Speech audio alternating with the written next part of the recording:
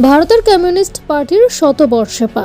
এদিন বৃহস্পতিবার 26শে ডিসেম্বর তারিখে শতবর্ষে পা ভারতীয় মার্ক্সবাদী কমিউনিস্ট পার্টির। সে উপলক্ষে গোটা বছর ধরে বিভিন্ন কর্মসূচি গ্রহণ অনুষ্ঠিত হবে। উক্ত কর্মসূচির অংশ হিসেবে এদিন বৃহস্পতিবার 26শে ডিসেম্বর বৃহস্পতিবার বেলা 2টায় বাঘাযতীন পার্ক থেকে একটি মিছিল অনুষ্ঠিত হয়। আমরা এখান থেকে শুরু করব সেবক রোড হয়ে আমাদের পানিডিঙ্গি মোড় হয়ে বিধান রোড হয়ে আমাদের পার্টি অফিসে শেষ হওয়ার কথা। আমরা এই মিছিল এখান থেকে শুরু করছি। আমাদের পার্টির আজকে 100 বছর করে পদার্পণ করছি। 1925 সালের আজকের দিনে আমাদের পার্টি তার নাম এবং পার্টির ঘোষণা করা হয়েছিল।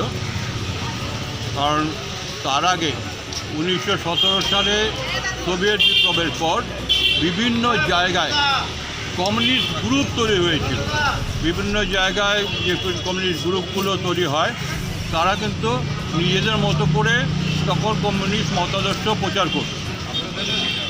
তাতে সেই সবকে নিয়ে আমাদের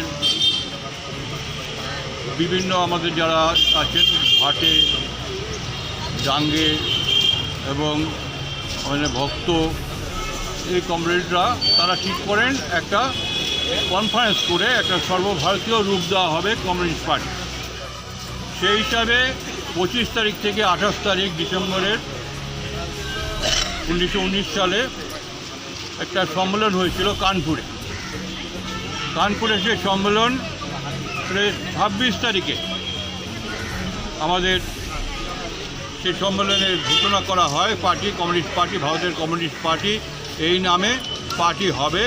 এবং সেই সময় আমাদের ঘাটেকে সেক্রেটারি করে আমরা একটা কমিটি করি।